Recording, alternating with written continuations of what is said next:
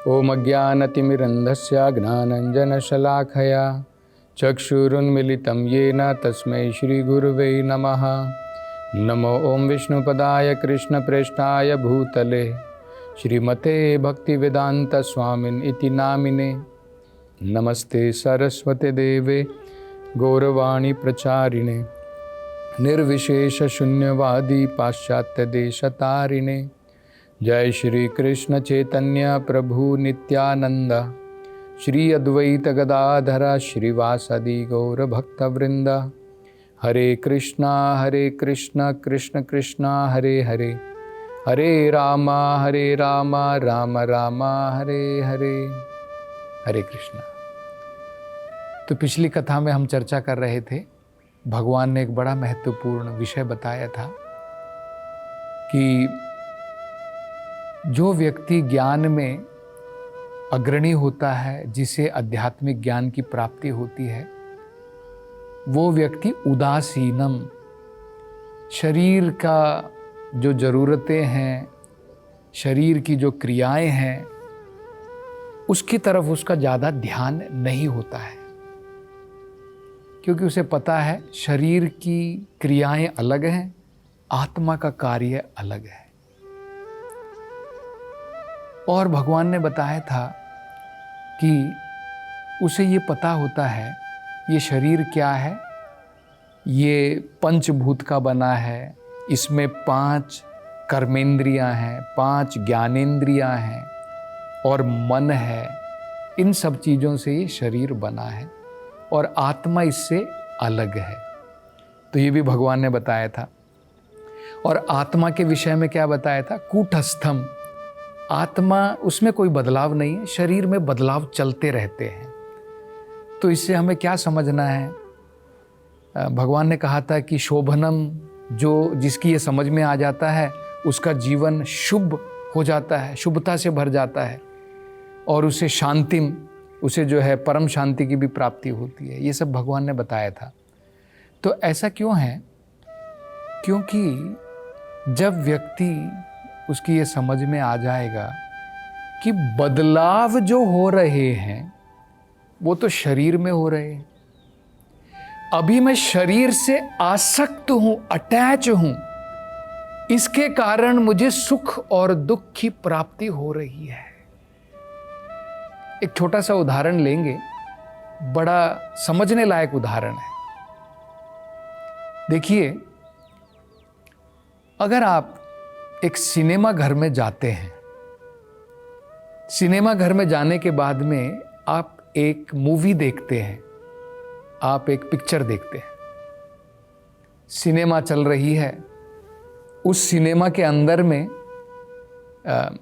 एक ऐसा सीन आता है जिसमें आपको जो है देखने के बाद में आनंद की प्राप्ति होती है, बड़ा मजा आता है, खुश होता है। फिर कुछ ऐसा सीन आता है जिसमें आपको दुख की प्राप्ति होती है, आपको बड़ा दुख लगता है, अरे क्या हो गया, यहाँ पर तो हीरो जो है उसका किसी ने कत्ल कर दिया, और आप बड़े दुखी हो जाते हैं। देखिए, आपको कुछ नहीं हो रहा है, आप केवल देख रहे हैं, और उस देखने मात्र से आपको सुख और दुख की प्राप्ति हो रही है। यही चल रहा है। ये हमारे शरीर में भी इस प्रकार का सिनेमा चलने में लगा है। बदलाव हो रहे हैं शरीर में, सब कुछ सुख दुख जो भी आ रहे हैं, आत्मा केवल उसको देख रही है। लेकिन क्योंकि मैं इतना शरीर से, मेरा मन, मेरी चेतना इतनी जुड़ी हुई है कि जो शरीर में हो रहा है वो मुझे प्राप्त हो रहा है। शरीर में बुढ़ापा आ गया तो मुझे जो है लग रहा है कि मैं बूढ़ा हो गया, शरीर बीमार पड़ गया तो मुझे दुख होता है, आत्मा को दुख होता है। तो ये क्यों है? क्योंकि शरीर से हमारा इतना लगाव है। एक और छोटा सा उदाहरण देकर के समझ लेते हैं। कई बार आपने देखा होगा, आपकी नई न्यू ब्रांड कार है, वो कार जो है, आप अलग हैं, कार अलग है, लेकिन आप कार से बड़े जुड़े हुए हैं क्योंकि आपकी नई कार है, बड़ा लगाव है आपका कार के साथ में। और क्योंकि इतना लगाव है, मान लीजिए कोई पत्थर मारता है आपकी कार को, तो आपके हृदय के ऊपर चोट लगती है। अरे क्या कर दिया भाई, कार को तोड़ दिया तुमने, है ना। आपको कुछ नहीं हुआ है, लेकिन क्योंकि आप उस चीज से इतना लगाव रखते हैं, इतने जुड़े हुए हैं, उसको कुछ होता है तो इसलिए आपको दुख होता है। तो सोच लीजिए शरीर के साथ हम किस प्रकार से जुड़े हैं। ये भी हमारी कार की भांति है, लेकिन कार से तो फिर भी हम लोगों को पता है कि भाई नई कार ले लेंगे, इंश्योरेंस है, क्लेम कर लेंगे। लेकिन शरीर का तो कोई इंश्योरेंस नहीं है, एक बार चला गया तो वापस नहीं मिलने वाला है। तो हमारा लगाव अत्यधिक है इस शरीर के साथ में। इसके कारण सुख और दुख जो इस शरीर में आते हैं, हम उसके द्वारा बहुत ज़्यादा अफेक्टेड हो जाते हैं। लेकिन जो ज्ञानी व्यक्ति है उसकी समझ में आ जाता है कि भाई मुझे कुछ नहीं हो रहा है, ये सब तो शरीर में चल रहा है। उसकी ये समझ में आ जाती है तो वो क्या करता है, टॉलरेट करता है, सहन करता है। यही भगवान भगवद गीता में भी बताते हैं कि सुख और दुख ये तो सब चलते रहेंगे, क्योंकि ये संसार हमेशा फ्लक्स में है, चेंज होता रहता है, बदलाव होता रहता है। आत्मा कूटस्था है, उसमें कोई बदलाव नहीं है। तो और आगे जो है भगवान अगले श्लोक में देखिए क्या बता रहे हैं। भगवान कहते हैं, उसी श्लोक का आगे का श्लोक है, भिन्नस्य लिंगस्य गुणा प्रवाहो। अभी भगवान यहां पर बता रहे हैं ये शरीर के अंदर में गुणा प्रवाहो, गुणों के द्वारा बदलाव आता रहता है। अब हमारी समझ में आ सकता है शरीर में बदलाव क्यों आता है। 3 गुणों के प्रभाव के कारण इस शरीर में हमेशा, संसार में हमेशा बदलाव आता ही रहेगा। कभी गर्मी आएगी, कभी सर्दी आएगी, कभी दुख आएंगे, कभी सुख आएंगे। ये बदलाव चलता रहेगा संसार में 3 गुणों के प्रभावों के कारण। तो ये भगवान कह रहे गुणा प्रवाहो, गुण के प्रभाव के कारण इसमें चेंजेस आते रहेंगे। लेकिन भगवान के भक्त को या जो व्यक्ति जिसे ज्ञान है वो क्या समझता है, भिन्नस्य लिंगस्य, उसे समझ में है कि भाई मैं तो अलग हूँ, भिन्नस्य, मैं इनसे अलग हूँ। कैसे अलग हूँ, लिंगस्य का मतलब है शरीर से, लिंग शरीर बोलते हैं। मैं इस शरीर से अलग हूँ। क्यों अलग हूँ वो भी भगवान बताते हैं। वही जैसे पिछले श्लोक में बताया था, ये शरीर क्या है, द्रव्य क्रिया कारका चेतना आत्मनः। ये शरीर तो क्या है, द्रव्य पंचभूतों का है, क्रिया, क्रिया मतलब इंद्रियां, कारका इंद्रियों के ऊपर जो देवतागण हैं जो इंद्रियों को कंट्रोल करते हैं, चेतना मतलब मेरा मन। तो जब उसे ये पता है कि भाई इन सब के द्वारा शरीर बना हुआ है, तो मैं तो इससे भिन्न हूँ, भिन्नस्य लिंगस्य। तो उसके बाद में क्या होता है, इसके कारण दृष्टासु संपत्सु विपत्सु सूर्योहो। सूर्यों का मतलब होता है जो व्यक्ति ज्ञानी है, जिस व्यक्ति ने ज्ञान में वृद्धि की हुई है, वो व्यक्ति दृष्टासु जब देखता है इस संसार में, किसको देखता है, संपत्सु मतलब कुछ खुशी आ गई जीवन के अंदर में, विपत्सु कोई विपदा आ गई मेरे जीवन के अंदर में, ना विक्रियन्ते मेरा भक्त उसमें डगमगाता नहीं है, दोनों में बराबर रहता है। देखिए संसार के लोगों का अलग है, उनकी प्रतिक्रिया अलग होती है। जब सुख आता है तो हमारी छाती फूल जाती है, जब खुशी आती है तो हमारे पांव धरती के ऊपर नहीं टिकते हैं, आसमान में रहते हैं। और उल्टा होता है, जब दुख आ जाता है हमारे जीवन में तो हम लोग संसार के अंदर में, गड्ढे के अंदर में, ऐसा लगता है कि मेरा जीवन ही निकल गया, सब कुछ चला गया मेरे जीवन से। तो देखिए हमारे ऊपर कितना प्रभाव पड़ता है। सुख आता है तो धरती के ऊपर पाँव नहीं, दुख आता है तो धरती के अंदर ही चले जाते हैं। बिल्कुल विपरीत हो जाता है हमारा जीवन। भगवान क्या बता रहे हैं, जिसको ज्ञान है कि भाई ये शरीर में ही तो बदलाव हो रहे हैं, ये सब सुख और दुख जो है आत्मा के नहीं हैं, क्योंकि मैं इससे बहुत ज़्यादा आसक्त हूँ इसलिए मुझे ये फीलिंग हो रही है कि भाई ये दुख हो गया है, ये सुख हो गया है। जब मैं इससे अनासक्त हो जाऊंगा, जब मुझे ज्ञान आ जाएगा, तब मैं इसे टॉलरेट करूंगा, सहन करूंगा। तो ये भगवान कह रहे हैं, दृष्टासु संपत्सु विपत्सु सूरयो न विक्रियन्ते। मेरा भक्त जो है या फिर जो व्यक्ति आध्यात्मिकता में प्रगति कर चुका है, वो इसके द्वारा उसके जीवन के अंदर में कोई भी जो है, इसके द्वारा वो भ्रमित नहीं हो जाता है, वो डगमगा नहीं जाता है अपने कार्य करने से। ना विक्रियन्ते।